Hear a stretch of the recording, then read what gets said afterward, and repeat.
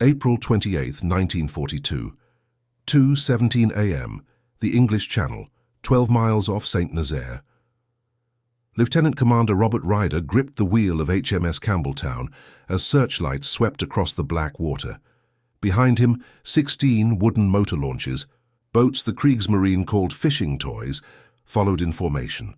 Ahead, the massive Normandy dock rose from the darkness, protected by 85 German gun positions.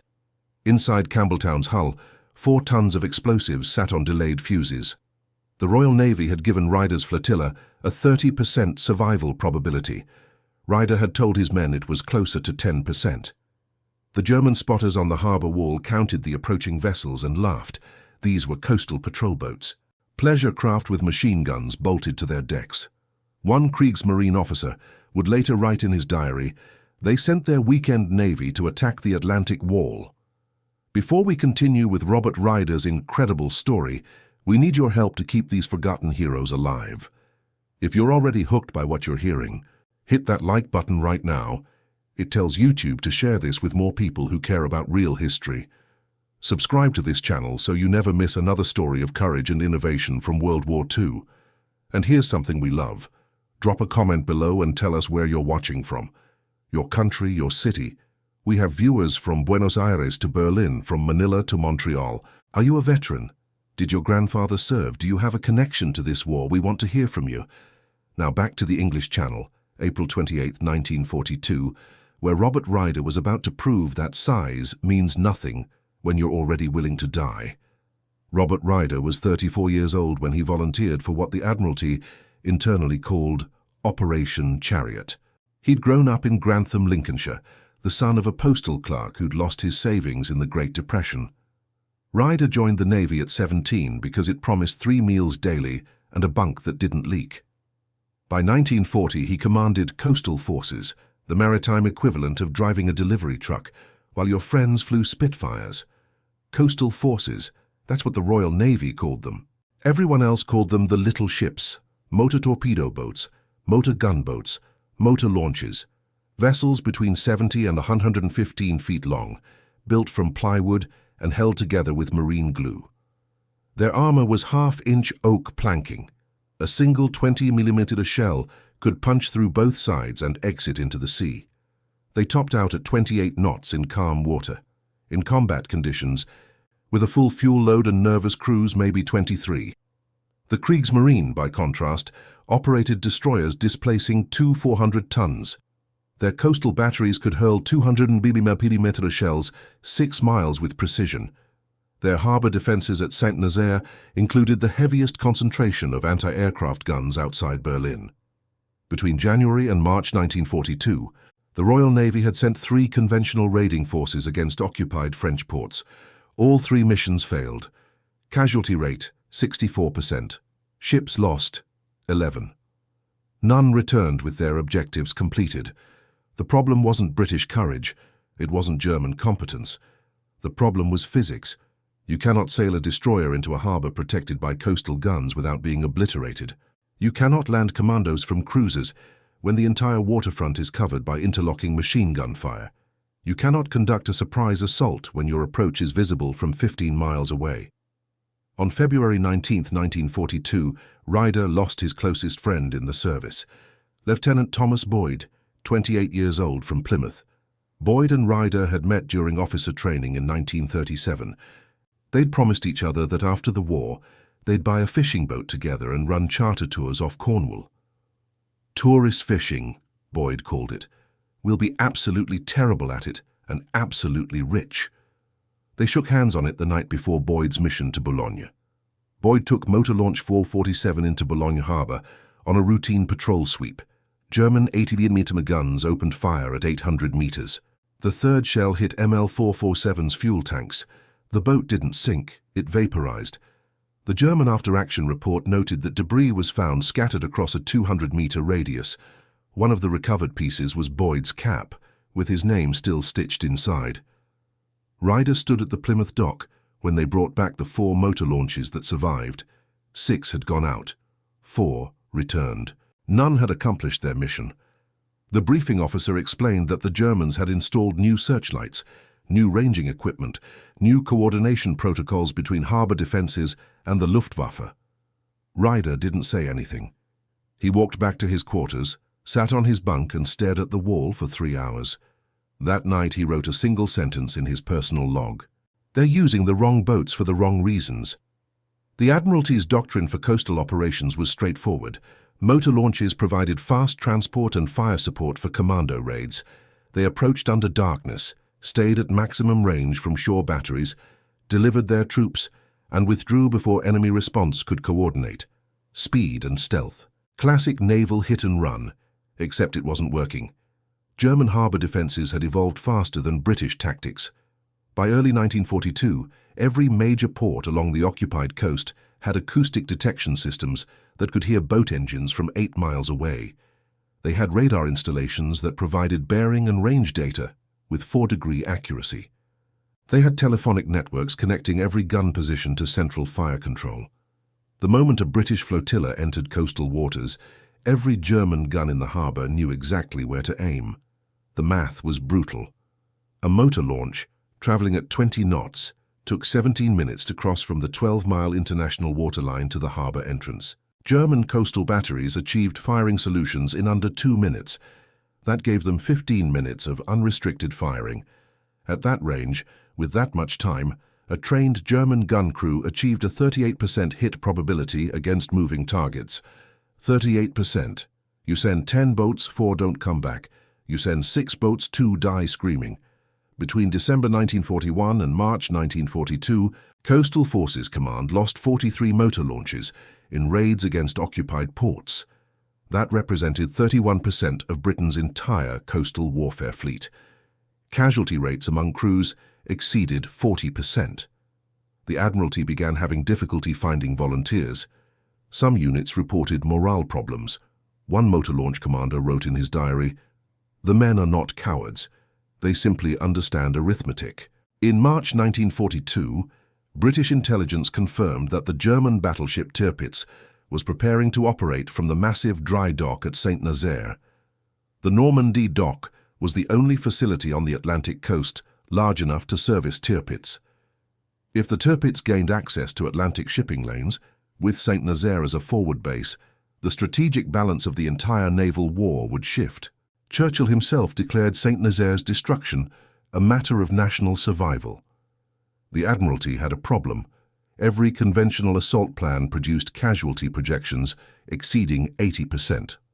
Aerial bombardment had failed. The dock was too heavily reinforced. Submarine insertion was impossible. The harbor was too shallow and too heavily patrolled. A destroyer assault would be suicidal. The Germans had 200 anti-ship guns protecting the harbor approach. In early March, Ryder was summoned to a planning meeting in Portsmouth. He expected another impossible mission, briefed by officers who'd never seen combat. Instead, he found Captain John Hughes Hallett, Chief of Combined Operations, sitting alone in a conference room with a bottle of whiskey and a map of Saint-Nazaire. Hughes Hallett looked at Ryder for a long moment. Then he said, "Tell me why your boats keep dying." Ryder blinked. In his entire career, no superior officer had ever asked him that question. "They're dying, sir, because we're trying to sneak past guns that can see us coming from 10 miles away. We're trying to surprise defenders who've had 15 minutes to range our position. We're using speed as protection when the Germans have had ample time to prepare coordinated fire." Hughes Hallett poured 2 glasses of whiskey. "What would you do differently?" Ryder picked up the glass, stared at the map. Saint-Nazaire, the Normandy dock. The gun positions marked in red ink along the harbor walls. The approach channel, narrow and straight, perfect for defensive fire. "I'd stop trying to sneak," Ryder said quietly. "I'd stop pretending we can avoid their guns." "Meaning what?" "Meaning I'd sail directly at them, in the open, at full speed, and I wouldn't use motor launches as sneaking ships." Hughes Hallett leaned forward. "Explain." Ryder's hands moved across the map. "Every raid we've attempted follows the same pattern. We approach at night. We try to minimize our profile. We stay at maximum range. We hope their guns miss, but their guns don't miss anymore, sir. Their radar is too good. Their coordination is too good. So we're just presenting targets at predictable ranges for predictable durations. What's your alternative?" We do the opposite. We come in fast, in formation, directly down the main channel. We make ourselves obvious. We make them think we're a German convoy coming home. Hughes Hallett's expression didn't change. German convoys don't approach at 20 knots. No, sir. But one German destroyer, running for harbour with British ships chasing it, might. The silence stretched for 30 seconds. You want to disguise your flotilla as a German destroyer. I want to disguise one ship as a German destroyer, sir, and have that ship lead everyone else straight into the harbour before they realise what's happening. Hughes Hallett studied the map. They'll figure it out. Yes, sir, but not for several minutes, and those minutes matter. If we can get inside their gun range before they start shooting, we cut their reaction time in half. If we approach as a friendly vessel, their fire control won't coordinate until someone manually sounds the alarm. That might buy us 3, maybe 4 minutes of approach time without taking fire. 4 minutes to cover 12 miles? No, sir. 4 minutes to get past their heaviest guns. Once we're inside 200 meters, their big coastal batteries can't depress low enough to target us. We only have to survive the outer defensive ring. After that, it's just machine guns and light anti-aircraft. Just machine guns, Hughes Hallett repeated. And how many of your toy ships survive machine gun fire? Ryder met his eyes. More than survive 280mm coastal batteries, sir. Hughes Hallett poured another drink. What ship would you disguise? Old destroyer. Something expendable. We remove everything unnecessary. Pack the hull with explosives. Ram it into the dock gate. The explosion destroys the gate and floods the dock. Tirpitz has no forward base. And your motor launches? They carry commandos. While the Germans are fixating on the destroyer, the motor launches land troops on the harbour docks. The commandos destroy pumping stations, winding houses, anything that makes the dock functional. Even if the Germans repair the gate, the facility stays inoperable for months. Hughes Hallett looked at the map for a long time. You understand that sailing into St. Nazaire Harbour at night in the middle of 85 gun positions is suicide? Yes, sir.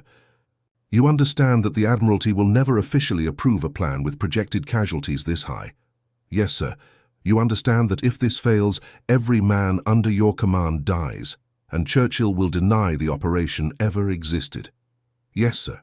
Hughes Hallett smiled. It wasn't a happy smile. Then let's build you a German destroyer. The ship they selected was HMS Campbelltown, a First World War-era destroyer the Americans had given to Britain as part of the Lend-Lease program. Campbelltown was old, slow, and expendable, exactly what they needed. The plan was elegant in its simplicity. Modify Campbelltown to resemble a German Mu-class torpedo boat, sail directly into St. Nazaire Harbour, disguised as a damaged German vessel, ram the dock gate, and detonate 4 tons of explosives on a delayed fuse. The modifications began in March at Devonport Dockyard. Naval architects removed Campbelltown's forward funnel and cut down the aft funnel to match the silhouette of German torpedo boats. They welded armour plating around the bridge and reinforced the bow with concrete and steel for ramming. They removed everything unnecessary: depth charges, torpedo tubes, excess ammunition, to reduce weight and increase speed. In Campbelltown's hull, they constructed a steel chamber to hold 24 Mark 7 depth charges, each containing 400 pounds of Amatol explosive. The fuses were set for 8 hours after impact. The work took 17 days. Ryder personally supervised every modification. He slept at the dockyard. He ate meals standing up. He checked every weld, every bolt, every charge placement. The shipyard workers thought he was paranoid. Ryder knew he was preparing coffins. On April 26th, Ryder assembled his crews: 18 motor launches, 2 motor gunboats, 1 motor torpedo boat, Campbelltown herself.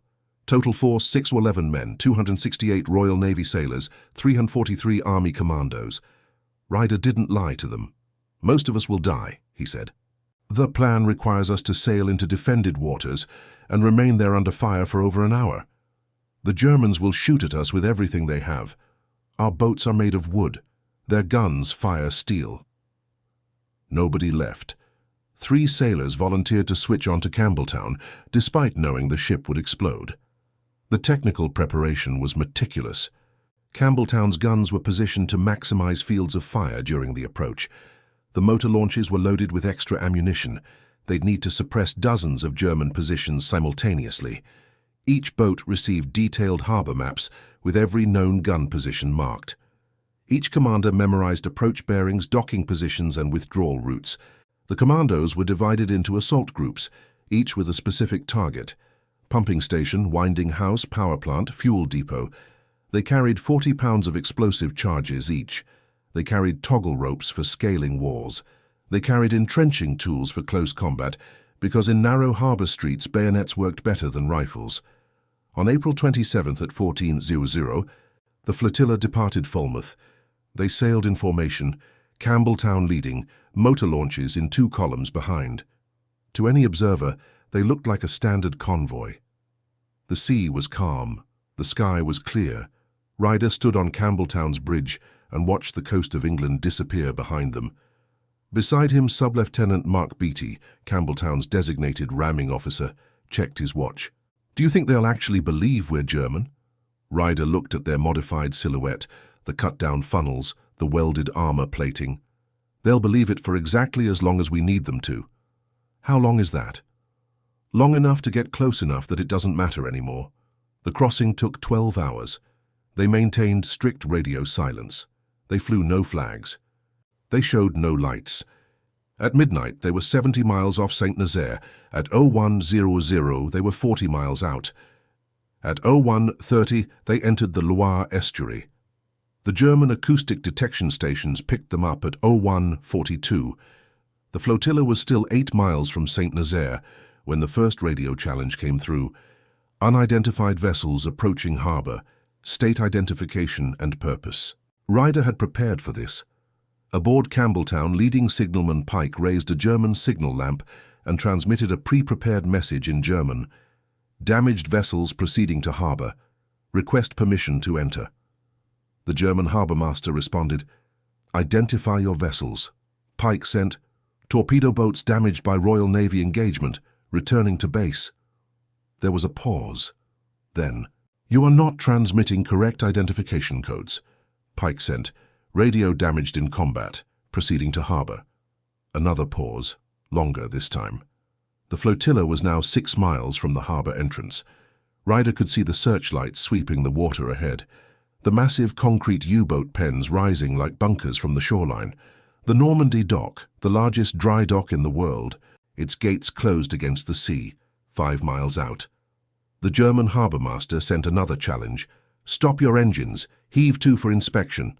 Ryder looked at Beatty. Beatty looked back. "Full speed," Ryder said quietly. Campbelltown's engines roared. The destroyer surged forward. Behind them, the motor launches accelerated. 4 miles out, the first searchlight locked onto Campbelltown. Then another.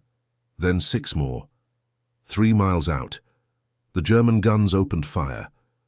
The first shells were ranging shots, 200mm rounds from the coastal batteries on the harbor walls. They fell short, throwing up massive columns of water 200 meters ahead. German fire control was adjusting, calculating Campbelltown's speed and bearing. 2.5 miles. The second salvo landed closer. One shell passed directly over Campbelltown's bridge, with a sound like tearing canvas. The shockwave rattled every piece of metal on the ship. 2 miles. Now the smaller guns joined in. 18mm anti-aircraft guns, 40mm Bofors, 20mm cannons. The water around the flotilla erupted into foam and spray. A shell hit motor launch 447, Boyd's old number. Ryder noted with sick irony, and the wooden boat detonated like a firework. 12 men dead in 2 seconds. Ryder stood on the bridge, completely exposed, watching the harbor approach. He was not taking cover because Campbelltown's bridge had no cover that would stop a 200mm shell anyway. 1.5 miles. The heavier guns were finding their range now. A 280mm round struck the water 50 meters to starboard, and the shrapnel tore through Motor Launch 192's hull. The boat immediately began listing. Another round hit Motor Launch 268 directly. The explosion removed the boat's entire stern section. The Germans were screaming on the radio now. "All guns engage, enemy vessels, enemy attack." 1 mile. The sky was full of tracers. Red lines and white lines crisscrossing the darkness. Every German gun position in the harbour was firing. The noise was constant, overwhelming, a physical pressure against the eardrums. Campbelltown's own guns were returning fire, targeting searchlights and gun positions, and for a moment the destroyer was hidden in its own gun smoke. Half a mile. A shell hit Campbelltown's forward deck and tore through the armour plating like paper. Shrapnel killed 4 sailors instantly. Another round hit the aft funnel, and the modified structure collapsed sideways, trailing smoke. Motor Launch 341 took a direct hit from an 88-meter gun and simply disappeared in a ball of orange flame. "Impact in 40 seconds, Beatty shouted. Ryder could see the dock gate now. Massive steel doors, 40 feet high, designed to withstand North Atlantic storms. Campbelltown was aimed directly at the center. 20 seconds. The German guns were firing so fast now that individual explosions blurred into continuous thunder. A 20mm round hit the bridge railing 2 feet from Ryder's hand. Another killed the sailor standing directly behind him. 10 seconds. Brace for impact. Campbelltown hit the dock gate at 19 knots. The destroyer's reinforced bow punched through the steel doors like a battering ram. The ship's momentum carried it forward, grinding through twisted metal and concrete, until Campbelltown came to rest embedded 36 feet into the Normandy dock structure. The impact threw every man aboard forward. Ryder hit the bridge wall hard enough to crack 2 ribs. For 3 seconds there was silence. Then the commandos started pouring off the ship. They came down gangplanks welded to Campbelltown's sides. They jumped from the deck onto the harbour docks. They formed up in their assault groups, while German machine gun fire tore across the concrete. Captain Roy's group went left, toward the pumping station. Lieutenant Brett's group went right, toward the winding house. Major Copland's group went straight ahead, toward the power plant. Behind Campbelltown, the motor launches were crashing into the harbour docks. Some made it. Some exploded before they could land their troops. Motor Launch 457 took a direct hit from a 40mm gun and sank in 15 seconds. Motor Launch 160 managed to land its commandos, but then took sustained fire from 3 positions simultaneously and burned to the waterline. Ryder ran down Campbelltown's deck and jumped onto the dock. Around him, commandos were fighting their way toward their targets.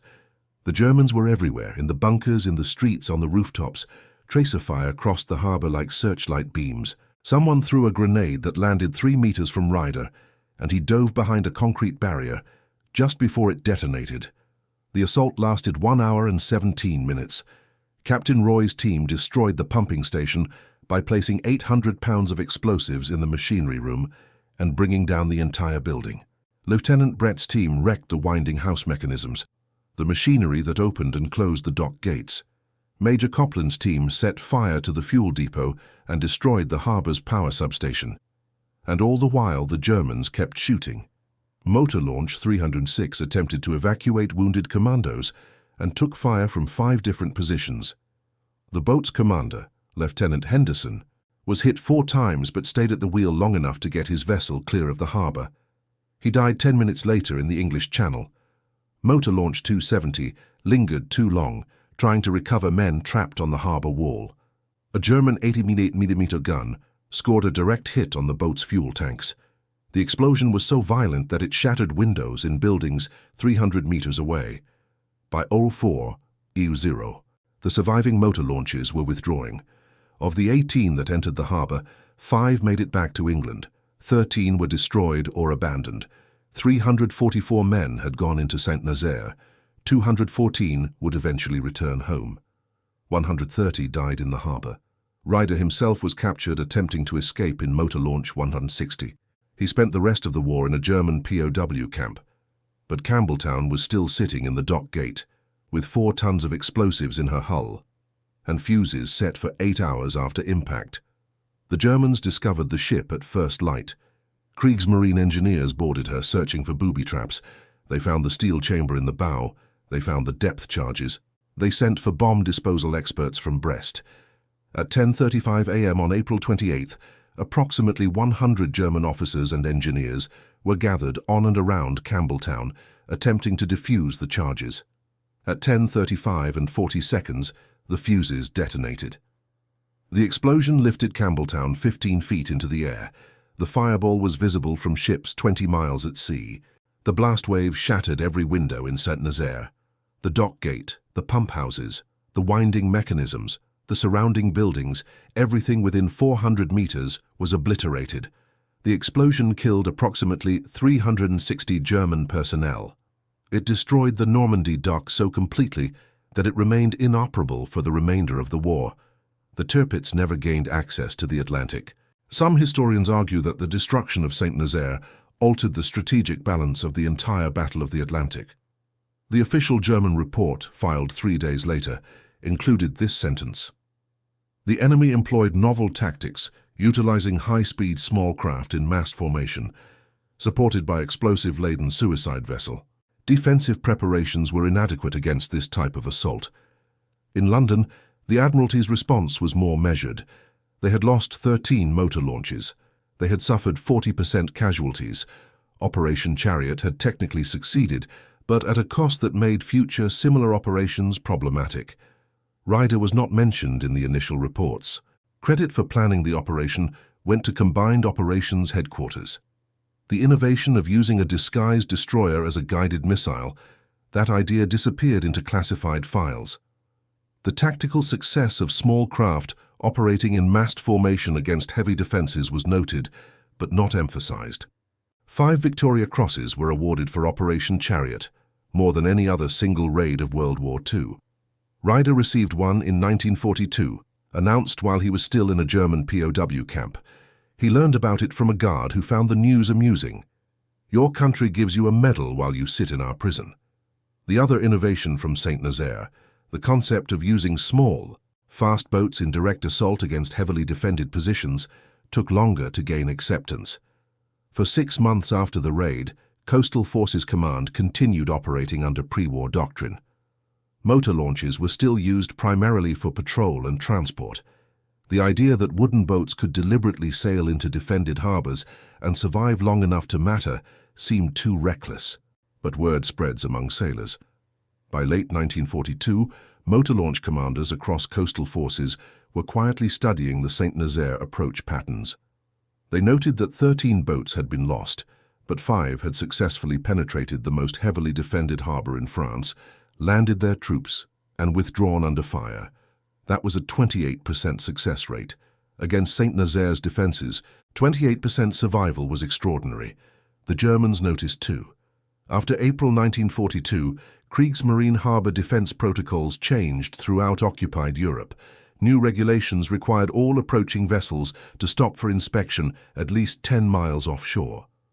Acoustic detection stations were repositioned to provide earlier warning. Identification code challenges became more frequent and more complex. But these defensive improvements had an unintended effect. They slowed German convoy operations. Their own boats now faced additional delays entering their own harbors. The administrative burden of tracking and verifying every vessel's credentials created bottlenecks at major ports. By mid-1943, British coastal forces were regularly conducting hit-and-run raids against German-held harbors using tactics derived directly from Saint-Nazaire. They would approach in formation at high speed, flying false flag signals until the last possible moment. They would saturate defensive positions with simultaneous fire from multiple directions. They would land commandos, complete specific sabotage objectives, and withdraw before German reinforcements could coordinate. Between June 1943 and December 1944, these raids destroyed or damaged 247 German vessels, 17 harbor facilities, and 9 coastal radar stations. British losses during this period: 61 motor launches. That represented a dramatic improvement over the 40% casualty rates from early 1942. The German Naval War Staff Situation Report from November 1943 included this assessment. Enemy coastal forces have demonstrated increased tactical sophistication and willingness to accept calculated risk in close-quarters combat. Previous defensive doctrine assuming enemy risk aversion is no longer valid. Nobody at the German Naval War Staff knew they were describing Robert Ryder's innovation. Nobody connected the new British tactics to one night in April 1942 when a flotilla of wooden boats sailed directly into the most defended harbor in France. Ryder himself remained a prisoner until May 1945. He was held at Oflag 7 the Sea, a POW camp for captured officers in Bavaria. He spent 3 years breaking rocks in a quarry and playing chess. He didn't talk about Saint Nazaire. The other prisoners knew he'd won a Victoria Cross, but Ryder refused to discuss the details. One fellow POW later recalled, "He would talk about anything except the war. He seemed to find the entire subject distasteful." When British forces liberated Oflag 7C in April 1945, Ryder weighed 142 pounds. He'd lost 38 pounds during his imprisonment. His medical examination noted chronic malnutrition, a partially healed broken collarbone, and dental problems from vitamin deficiency. He was 47 years old. The Royal Navy offered him a desk position at the Admiralty. Ryder declined. He had no interest in peacetime naval service. He had no interest in explaining his tactics to officers who'd spent the war in London. He accepted his discharge in June 1945 and returned to England. He moved to Bideford, a small coastal town in Devon. He bought a used fishing boat with his military savings and started running charter fishing trips for tourists. The business was moderately successful. He never advertised his military service. He never mentioned Saint Nazaire. When customers asked about his limp, from the broken collarbone that never healed properly, he said he'd injured it falling off a dock. In 1947, he married a schoolteacher named Margaret Trelawney. They had 3 children. Ryder taught his sons to sail. He attended church on Sundays. He served on the town council for 2 years, mostly dealing with harbour maintenance and fishing regulations. He was, by all accounts, an ordinary man living an ordinary life. The historians found him in 1972. A researcher from the Imperial War Museum was compiling records of Victoria Cross recipients. The museum wanted to interview survivors, record their stories before the men died. Ryder initially refused. The researcher persisted. Eventually, Ryder agreed to one interview, on condition it wouldn't be published until after his death. The interview lasted 4 hours. Ryder described the planning, the modifications to Campbelltown, the approach to Saint Nazaire. He spoke clearly, without emotion, as if describing someone else's experience. When the researcher asked how he'd survived the psychological pressure of ordering 600 men into a mission with 40% projected casualties, Ryder was quiet for a long time. Then he said, "I didn't think about it that way. I thought about Tom Boyd burning to death in his boat because our tactics were wrong. I thought about how many more men would die if we kept doing the same thing over and over." The operation wasn't about being brave, it was about basic arithmetic. The researcher asked if Ryder felt proud of what he'd accomplished. Proud? Ryder looked confused. 130 men died. Another 200 were captured or wounded. We destroyed a dock. The war continued for 3 more years. I don't know what there is to be proud of. You changed naval tactics. Your approach influenced coastal forces operations for the rest of the war. Ryder shrugged. Someone would have figured it out eventually. That was the only interview Ryder ever gave. He refused all subsequent requests. He didn't attend Victoria Cross reunions. He declined invitations to speak at naval academies. In 1982, the BBC asked to film a documentary about Operation Chariot. Ryder wrote back, "I have nothing to add to the historical record. Please leave me alone." Robert Ryder died on June 29, 1998, at age 90. He suffered a stroke while working in his garden and died at the hospital 3 hours later. His obituary in the Times mentioned his Victoria Cross in the second paragraph. It described him as a decorated naval officer who commanded the daring raid on Saint Nazaire. It did not mention that he'd spent 40 years running fishing charters. It did not mention that he'd refused to discuss the raid for most of his life. The funeral was held in Bideford. Approximately 200 people attended, mostly locals, a few distant relatives, 3 surviving members of his motor launch crews. One of them, a man named Gerald Bright, who'd served on ML 160, gave a brief eulogy. He said, "Commander Ryder saved my life and probably saved this war. He did it by being willing to sail wooden boats into steel guns. The rest of us were just following his lead." After the funeral, Bright told a reporter, Ryder never understood what he'd done. He thought Saint Nazaire was just one raid. He didn't realize he'd proven that small. Fast boats operating together could accomplish what battleships couldn't. Every special operations raid for the next 50 years used some version of his tactics: Navy SEALs, Special Boat Service. Every fast attack doctrine descends from that night in April 1942, when he decided to stop sneaking and start charging. There is no major memorial to Robert Ryder. Saint. Nazaire has a monument to Operation Chariot that lists the names of the men who died. Ryder's name is not on it. He survived. The Imperial War Museum has his Victoria Cross on display in a glass case with 50 other medals. The description card reads, "Awarded for gallantry during raid on St. Nazaire 1942. His fishing boat, the Margaret T, was sold after his death. It's still operating out of Bidford, running tourist charters. The current owner knows nothing about the boat's previous owner. When asked about the name, he says, 'I kept it. Seemed like bad luck to change it.' That's what remains of the man who proved that Britain's toy ships could sink the German fleet. A boat with someone else's wife's name painted on the bow, a medal in a museum case, an interview that wasn't published until after he died, and a tactical innovation that changed naval warfare, created by a postal clerk's son who just wanted to stop watching his friends burn to death in wooden boats. If this story moved you, if you believe men like Robert Ryder deserve to be remembered, hit that like button right now. Subscribe to this channel so we can keep telling these stories. These men didn't fight for fame. They fought because someone had to. The least we can do is make sure their names don't disappear. Drop a comment below and tell us, are you a veteran? Did someone in your family serve? Where are you watching from? We have viewers from Texas to Tokyo, and every comment helps YouTube share these stories with more people who care about real history. Thank you for keeping their memory alive.